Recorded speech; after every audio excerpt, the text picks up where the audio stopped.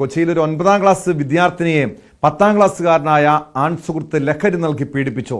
കൗൺസിലിംഗിനിടെയാണ് വിവരം കുടുംബാംഗങ്ങൾ അറിയുന്നത്.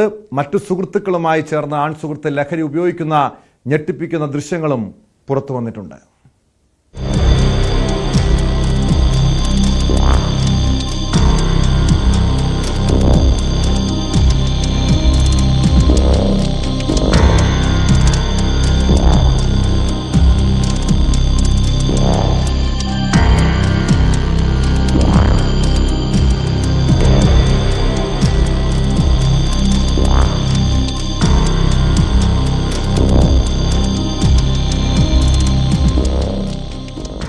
ഇത് ക്രിമിനൽ സംഘങ്ങളുടെയോ ഗുണ്ടാ സംഘങ്ങളുടെയോ ദൃശ്യമല്ല. 15 വയസ്സുള്ള വിദ്യാർത്ഥികൾ ലഹരി ഉപയോഗിക്കുന്ന സംഘം ചേർന്ന് ലഹരി ഉപയോഗിക്കുന്ന ദൃശ്യങ്ങളാണ് ന്യൂസ് 18 ഇന്ന് പുറത്തുവിട്ടത്. കൂടുതൽ വിദ്യാർത്ഥികൾ ലഹരിക്ക് അടിമയാണെന്നാണ് ഈ പീഡനത്തിന് ലൈംഗിക അതിക്രമത്തിന് ഇരയായ പെൺകുട്ടിയുടെ അച്ഛൻ വെളിപ്പെടുത്തുന്നത്. മകളുടെ ഫോണിൽ നിന്നല്ല, ഈ പയ്യന്റെ ഫോൺ ഇൻസ്റ്റാഗ്രാമിൽ നിന്നാണ് എനിക്കിതെല്ലാം കിട്ടുന്നത്. ഞാനിത് അറിഞ്ഞ് ഇവൾക്ക് ഇതുപോലെ കിൻഡർ ജോയിലും ഡയറി മിൽക്കിലൊക്കെ ഇത് കൊടുത്തെന്ന് എനിക്കൊരു സംശയം ഉണ്ടായിരുന്നു. പിന്നെ അതിന്റെ ഒരു ചെറിയൊരു വീഡിയോ എനിക്ക് കിട്ടി.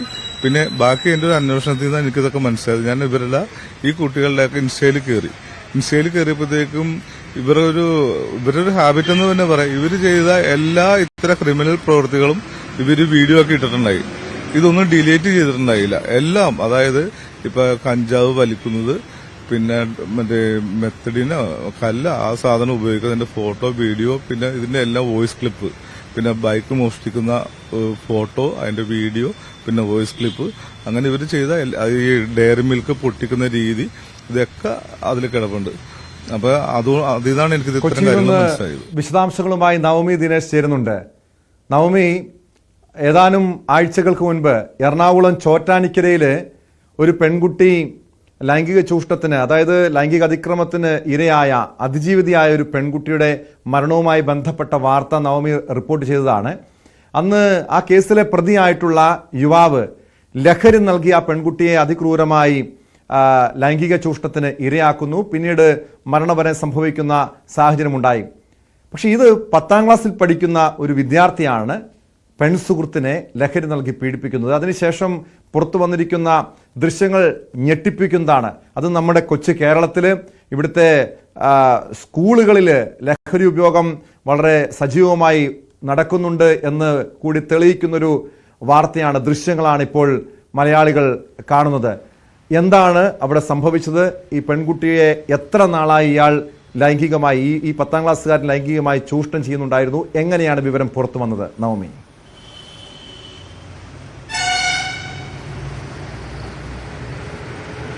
ഇത് കേരളത്തിലെ സ്കൂളുകളിൽ പഠിക്കുന്ന 1-2 കുട്ടികളുടെ അവസ്ഥയല്ല. നിരവധി കുട്ടികൾ ഈ ലഹരിയുടെ പിടിയിലാണെന്ന് നമുക്ക് നിസ്സംശയം പറയാൻ കഴിയും. അല്ലാതെ എങ്ങനെയാണ് നമ്മുടെ കുട്ടികൾക്ക് ഇത്രയും ഈ ക്രിമിനൽ സ്വഭാവം എന്ന് തന്നെ പറയാം, ആ രീതിയിലേക്ക് മാറുന്നത്? കൂടെയുള്ള സഹപ്രവർത്തകരെ അല്ലെങ്കിൽ സഹപാഠികളെ ഉപദ്രവിക്കുക, അവരെ കൊല്ലുവാൻ വരെയൊക്കെ എങ്ങനെയാണ് നമ്മുടെ കുട്ടികൾക്ക് കഴിയുക എന്നൊരു ചോദ്യത്തിന് അതിന് പിന്നിൽ ലഹരിയുടെ വലിയൊരു പിടിയുണ്ട്. ലഹരിയുടെ അടിമപ്പെട്ട് തന്നെയാണ് നമ്മുടെ കുട്ടികൾ ഇത്രയും വലിയ ക്രൂര കൃത്യങ്ങൾ ചെയ്യുന്നതെന്ന് നമുക്ക് നിസ്സംശയം പറയാൻ കഴിയും. ഇത് കൊച്ചിയിലെ തന്നെ ഒരു സർക്കാർ സ്കൂളിൽ പഠിക്കുന്ന 9ാം ക്ലാസ്സുകാരി ഒരു വിദ്യാർത്ഥിയുടെ അച്ഛൻ്റെ കയ്യിൽ നിന്നും ലഭിച്ച ദൃശ്യങ്ങളാണ്. ആ പിതാവ് ന്യൂസ് 18നെ സമീപിക്കുമ്പോൾ വളരെ വേദനയോടെയാണ് അദ്ദേഹം സംസാരിച്ചത്. കാരണം തൻ്റെ മകൾക്ക് സംഭവിച്ച ഈ ഒരു ദുരവസ്ഥ അല്ലെങ്കിൽ ഈ ഒരു അവസ്ഥ അത് മറ്റൊരു കുട്ടികൾക്കും ഒരു മക്കൾക്കും ഒരു അച്ഛനമ്മമാർക്കും ഉണ്ടാകരുത്. അതിനു വേണ്ടിയിട്ടാണ് താൻ ഇതിൻ്റെ നിയമ പോരാട്ടവുമായി അല്ലെങ്കിൽ മാധ്യമങ്ങളോടടക്കം ഇക്കാര്യങ്ങൾ തുറന്നു പറയാൻ തയ്യാറായിരിക്കുന്നത് എന്ന് പറഞ്ഞുകൊണ്ടാണ് ന്യൂസ് 18നെയൊക്കെ മറ്റ് മാധ്യമങ്ങളെയൊക്കെ ഈ അച്ഛൻ സമീപിച്ചത്.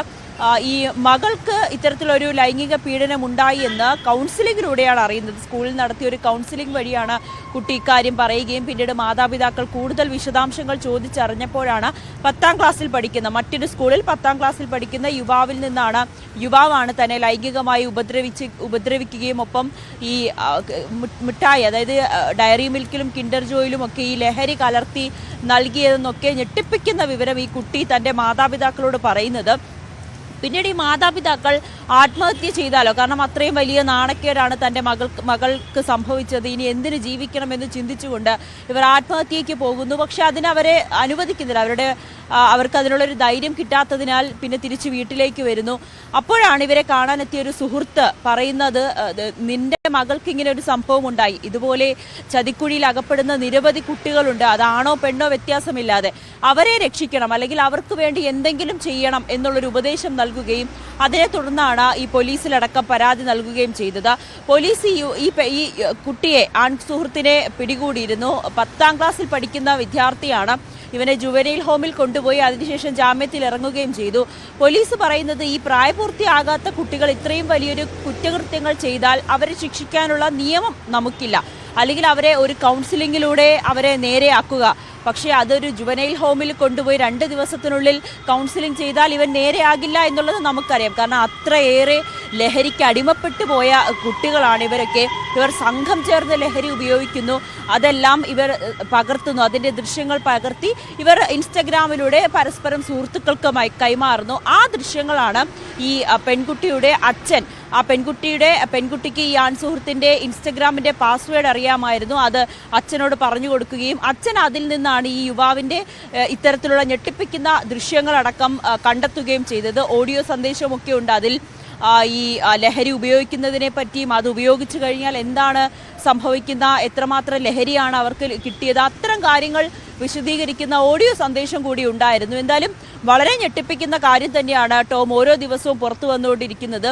ഈ സർക്കാർ സ്കൂളിൽ നിന്നല്ല, നമ്മുടെ ചുറ്റുമുള്ള, നമുക്ക് ചുറ്റും കാണുന്ന വിദ്യാർത്ഥികൾ എല്ലാവരും തന്നെ ഈ ലഹരിയുടെ അടിമകളായി മാറുന്ന ഒരു കാഴ്ചയാണ് കണ്ടുകൊണ്ടിരിക്കുന്നത്. ഇത് സർക്കാർ അല്ലെങ്കിൽ ഒരു ജില്ലാ ഭരണകൂടം അല്ലെങ്കിൽ പൊതുസമൂഹം അതിലും ഗുരുതരമായിട്ടുള്ള സാഹചര്യം, ഈ കേസിൽ പിടിക്കപ്പെട്ട അറസ്റ്റിലായ പ്രതിയെ ജുവനൈൽ ജസ്റ്റിസ് ഹോമിലേക്ക് മാറ്റിയിരുന്നു. പിന്നീട് ജാമ്യം കിട്ടി പുറത്തിറങ്ങിയ ശേഷവും സമാനമായ രീതിയിൽ ലഹരി ഉപയോഗമുണ്ട്.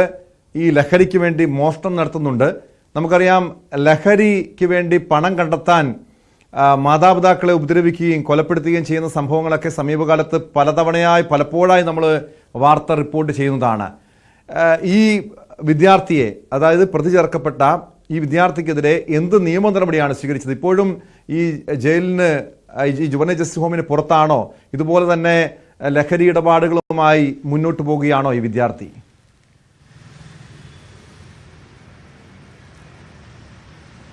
അങ്ങനെ തന്നെയാണ് ടോം. ഇവർക്കെതിരെ എന്ത് നടപടി സ്വീകരിക്കാൻ കഴിയുമെന്നാണ് പോലീസ് ചോദിക്കുന്നത്. കാരണം 10ാം ക്ലാസ്സിൽ പഠിക്കുന്ന വിദ്യാർത്ഥിയാണ്, പ്രായപൂർത്തിയായിട്ടില്ല. ഇവരെ എങ്ങനെയാണ് ശിക്ഷിക്കേണ്ടത്? ഒരു നിയമ നടപടിയുമായി മുന്നോട്ട് പോകുന്നതിലുള്ള ഒരു പരിമിതി നമ്മുടെ പോലീസ് ഉദ്യോഗസ്ഥർക്കുണ്ട്. അവർക്ക് ചെയ്യാൻ കഴിയുന്നത് ഈ കുട്ടിക്ക് നല്ലൊരു കൗൺസിലിംഗ് കൊടുക്കുക. അതിനുവേണ്ടി അവരുടെ മാതാപിതാക്കളെ ആദ്യം അവർക്കൊരു ബോധവൽക്കരണം കൊടുക്കണം. ഇതിൻ്റെ ഒരു ദൂഷ്യഫലങ്ങൾ, അല്ലെങ്കിൽ നിങ്ങളുടെ മകൻ കാരണം അല്ലെങ്കിൽ മകൾ കാരണം പൊതുസമൂഹത്തിന് അല്ലെങ്കിൽ നിങ്ങൾക്ക് ആ കുട്ടിക്കുണ്ടാകുന്ന ദുരവസ്ഥയെക്കുറിച്ച്, അല്ലെങ്കിൽ അവരുടെ ഭാവി ഏത് വിധത്തിലാണ് തകർന്നു പോവുക എന്നത് ആദ്യം മാതാപിതാക്കളെ വേണം ഉപദേശിക്കാൻ, അല്ലെങ്കിൽ ഒരു ബോധവൽക്കരണം കൊടുക്കാൻ. അതിന് പോലും പലപ്പോഴും മാതാപിതാക്കൾ തയ്യാറാകുന്നില്ല. അല്ലെങ്കിൽ ഒരു ബോധവൽക്കരണം വേണം, അല്ലെങ്കിൽ തൻ്റെ കുട്ടിയെ നേർവഴിക്ക് കൊണ്ടുവരാൻ തൻ്റെ ഒരു പങ്ക് വലുതാണെന്ന് പലപ്പോഴും മാതാപിതാക്കൾ പോലും തിരിച്ചറിയുന്നില്ല. അവരിപ്പോഴും തൻ്റെ കുട്ടി തെറ്റൊന്നും ചെയ്തിട്ടില്ല, അവരെ സംരക്ഷിക്കുന്ന ഒരു നിലപാട് തന്നെയാണ് ഈ മാതാപിതാക്കളുടെ ഭാഗത്തു നിന്നും ഉണ്ടാകുന്നത്. സ്കൂളിൽ നിന്നുമൊക്കെ ഈ കുട്ടിക്കെതിരെ നിരവധി പരാതികളുണ്ട്. നിരവധി ക്രിമിനൽ പശ്ചാത്തലമുള്ള ഈ ഒരു ആൺകുട്ടി കൂടിയാണ് ഈ 10ാം ക്ലാസ്സുകാരൻ. ഈ പെൺകുട്ടിയുടെ പിതാവ് ആ യുവാവിൻ്റെ വീട്ടിലേക്ക് പോയിട്ടുണ്ടായിരുന്നു. ആ സമയത്ത് അയൽവാസികളൊക്കെ പറയുന്നത്, ഈ പെൺകുട്ടിയോട് പറയുന്നത്, മോളെ നിന്റെ മാതാപിതാക്കൾ പറയുന്നത് കേൾക്കൂ. കാരണം ഈ യുവാവ് അവൻ ഇതിനു മുൻപും ഇത്തരം നിരവധി ക്രിമിനൽ പശ്ചാത്തലമുള്ള മോഷണങ്ങൾ നടത്തുന്ന ഒരു കുട്ടിയാണ്. 10ാം ക്ലാസ്സിലേ ആയിട്ടുള്ളൂ. ആ കുട്ടിയെക്കുറിച്ചാണ് വളരെ മോശം കാര്യങ്ങൾ നാട്ടുകാരടക്കം പറയുന്ന സാഹചര്യമുണ്ടായി. അപ്പോൾ തന്നെ ഈ പിതാവിന് മനസ്സിലായി, ഇനി പോലീസിനോ അല്ലെങ്കിൽ ഞങ്ങൾക്കോ ഒന്നും ചെയ്യാൻ കഴിയാത്തൊരവസ്ഥയിലേക്ക് ഈ കുട്ടിയുടെ ജീവിതം മാറിക്കഴിഞ്ഞു. പിന്നീട് ആ മാതാപിതാക്കൾക്ക് ഏതെങ്കിലും വിധത്തിൽ ഈ കുട്ടിയെ ഒരു കൗൺസിലിങ്ങിനോ അല്ലെങ്കിൽ ഒരു ഡി അഡിക്ഷൻ സെന്ററിലോ ഒക്കെ കൊണ്ടുപോയി നേരെയാക്കി കൊണ്ടുവരാനേ കഴിയുകയുള്ളൂ. പക്ഷെ അതിന് എത്രമാത്രം ആ മാതാപിതാക്കൾ മുതിരുന്നു എന്നതാണ് ഏറ്റവും പ്രധാനപ്പെട്ട കാര്യം. അവർക്കിപ്പോഴും ആ കുട്ടിയെ സംരക്ഷിക്കുന്ന, അല്ലെങ്കിൽ തൻ്റെ മകൻ തെറ്റ് ചെയ്തിട്ടില്ല എന്നൊരു നിലപാടിൽ തന്നെ ഉറച്ചു നിൽക്കുന്നവരാണ്. ഈ കുട്ടി മാത്രമല്ല, ഈ സുഹൃത്തിന്റെ നിരവധി ആളുകൾ അടുപ്പമുള്ള അതാണ് ഇപ്പോഴത്തെ ഒരു ഗുരുതരമായിട്ടുള്ള സാഹചര്യം. പലപ്പോഴും സ്വന്തം മക്കൾ തെറ്റ് ചെയ്തു കഴിഞ്ഞാൽ അവരെ തിരുത്താൻ പോലും മാതാപിതാക്കൾ തയ്യാറാകാറില്ല. അവരെ ന്യായീകരിച്ചുകൊണ്ട് രംഗത്തെത്തുന്നു. വീണ്ടും ഈ കുട്ടികളെ ഇതാണ് ശരി എന്ന് കരുതി മുന്നോട്ട് പോകുന്നു. മാത്രമല്ല, അധ്യാപകർ ഇനി ഏതെങ്കിലും രീതിയിലുള്ള കുറ്റകൃത്യങ്ങളിൽ ഈ കുട്ടികൾ ഏർപ്പെട്ട് കഴിഞ്ഞാൽ അധ്യാപകർ അതിനെ ചോദ്യം ചെയ്യുകയോ അവരെ ശകാരിക്കുകയോ ശിക്ഷിക്കുകയോ ചെയ്താൽ അതിനെതിരെ അധ്യാപകർക്കെതിരെ നടപടി സ്വീകരിക്കുന്ന ഒരു സാഹചര്യമാണെന്ന് കേരളത്തിലുള്ളത്. ഒരു പക്ഷേ ഇനി എങ്ങനെ ഈ കൈവിട്ടു പോകുന്ന ഈ തലമുറയെ തിരികെ കൊണ്ടുവരാൻ എങ്ങനെ സാധിക്കുമെന്ന് നമ്മുടെ സർക്കാരും വിദ്യാഭ്യാസ വകുപ്പും ഒക്കെയാണ് തീരുമാനിക്കേണ്ടത്. അടിയന്തരമായൊരു ഇടപെടൽ, ഒരു ചികിത്സ തന്നെ ഈ വിഷയത്തിൽ ആവശ്യമാണ്.